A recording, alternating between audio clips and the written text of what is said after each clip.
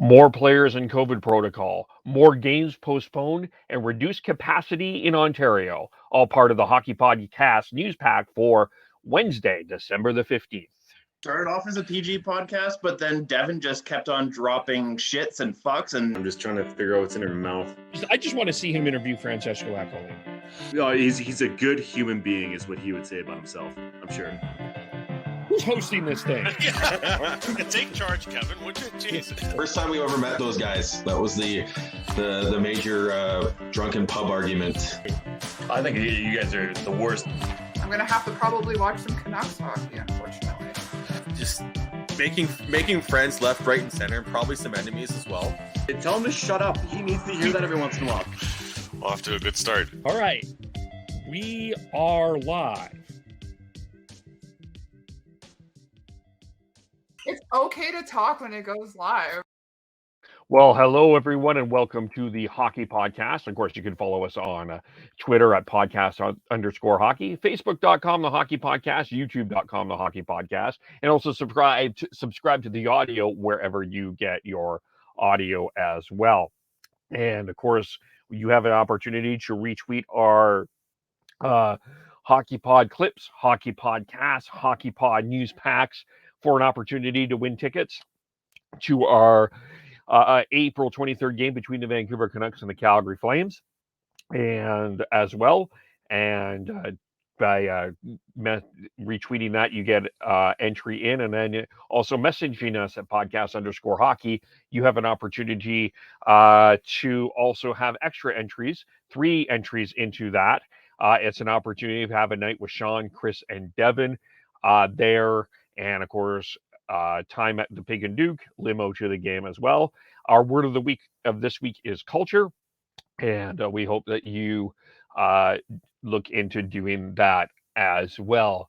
And of course, because this is not the COVID podcast, this is the hockey podcast, but there's a lot of information here that is all impacted by COVID and the new Omicron variant. Hope I pronounced that correctly. And it's Omicron. Yeah. Anyway. So that is basically where we are at right now. It is the certainly wreaking havoc and on us right now. Of course, we're seeing cases increased.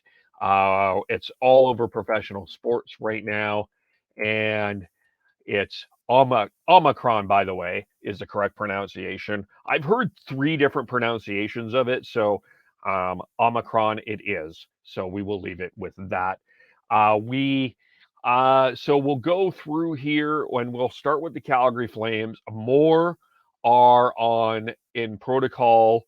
7 more players have been placed on protocol. It's pretty much now a list of who's not. So the new 7 players: Rasmus Anderson, Byron Froese, Johnny Gaudreau, Erica Branson, Trevor Lewis, Jacob Markstrom, Tyler Pitlick, 3 coaches as well: Ryan Huska, Kirk Muller, Daryl Sutter. 7 support staff also in protocol. Last night, of course, 2 situations happened in the Canucks Columbus Blue Jackets game. They were waiting for the results of the test at 6:00. And during the first period, Tucker Poolman was taken off the ice. It was learned on the first intermission that he was in COVID protocol. A lot of anger and head scratching why that game continued, but it did. And in Edmonton, Dave Tippett, head coach, is also in COVID protocol as well. So we're at so it is impacting again everything. Just to toss this to the NFL for a quick moment, 7 teams have enhanced their COVID protocol. The game Saturday between the Columbus Blue Jackets and the Calgary Flames has been postponed as well. So right now at this particular point, I'm highly doubting it from a Flames perspective. We're seeing any games before Christmas, but we don't know that. We'll have to take and see here. There was an interview today. Dr. Andrew Morris was interviewed by Rick Westhead at TSN, and the quote on that is: the prudent thing to do would be to take a pause. there is more ideas about that, and that's more becoming a conversation for sure as well. That is happening. We had the Carolina Hurricanes Minnesota Wild game postponed. In terms of other players that have jumped into the protocol, Evgeny Kuznetsov of the Washington Capitals is there. Patrice Bergeron is now in there as well. So we're getting a number of these players in there. Boston's had a number of this situation. They've been through this for the last month, it seems. Craig Smith also in COVID protocol. Now Washington, it's number of players going through this, and teams are going to have to adjust, and the league is going to have to adjust as well as we go through this. So in Ontario, the Toronto Maple Leafs, Toronto Raptors, and Ottawa Senators are going down to a 50% arena capacity for now. Starting Saturday, it means the 17 Ontario-based OHL teams will be affected. It's a 50% capacity for any indoor venue with capacity of 1,000 or more people. In a media release, the Ontario government said this measure is being taken to reduce opportunities for close contact in high-risk indoor settings with large crowds when masks are not always worn. Ontario, of course, that is the first jurisdiction to announce a capacity limit. And this a statement from the Toronto Maple Leafs: capacities at Scotiabank Arena will be reduced to 50% effective Saturday. Our ticketing team is currently working through the logistics of implementing this change and will provide follow-up details to all ticket holders within 24 hours.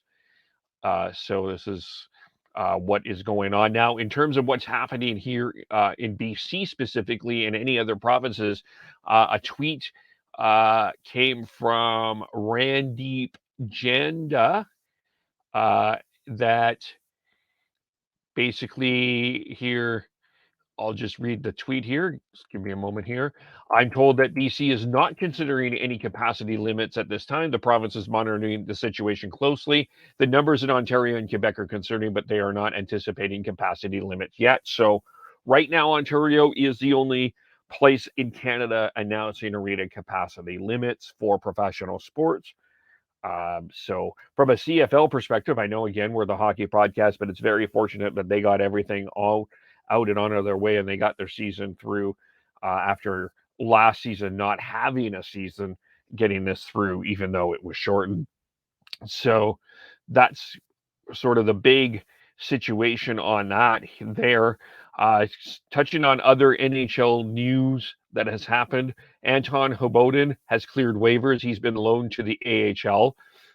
He was placed on waivers here, and of course, in his second season of a 3-year contract, he was placed on waivers and now loaned to Texas of the American Hockey League.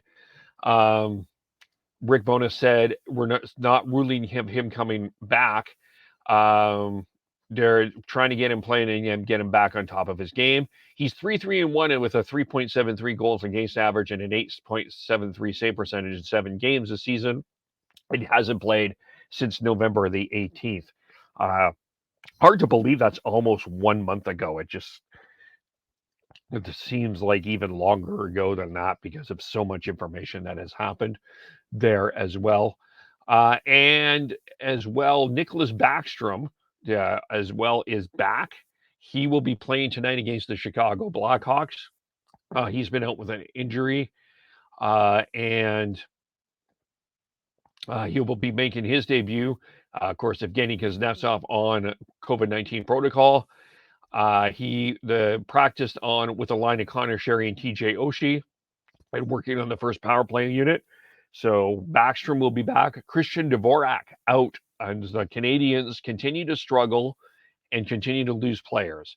And it's not for COVID protocol. It's been long-term injuries that have been hurting the Montreal Canadiens. And Christian Dvorak is another one now. Of course, he was acquired from the Arizona Coyotes after Jesper Kotkaniemi ended up in Carolina because the Canadiens did not match that offer sheet from the Canes. And he's out with a lower body injury. So he will be. He's missed the past 3 games, and of course, Brendan Gallagher, by the way, and Sami Niku were removed from protocol. They're expected to rejoin the team later this week. The Nashville Predators have 6 players on in COVID protocol. Mikael Granlund, Ryan Johansson, Matt Luff, Michael McCarron, Philip Tomasino, by the way. Robbie Fadry and Michael Rasmussen were added by Detroit, just to go back to the COVID. Sam Bennett, Carter Verhaeghe, Ryan Lomberg, defenseman Radko Gudas, Brandon Montour, also now placed also as well. Just going through some of these names, it's hard not to go through even a news story without touching on COVID in some way, shape, or form. Tampa Bay, Brayden Point could be back in the lineup before Christmas. He's been out since November 20th as well. So, and that's basically the news of the week. It's basically we're dealing with the Omicron virus. We're dealing with COVID protocols. We're dealing with postponed games, and players and teams very shorthanded at this point. That's basically the news pack. It's hard to think about anything else at this point other than those things. But again, follow us on Twitter at podcast_hockey, Facebook.com, The Hockey Podcast, YouTube.com, The Hockey Podcast. Subscribe wherever you get your audio. And again, a word of the week is culture. Thanks, everyone. And we will talk to you all very soon. Bye for now.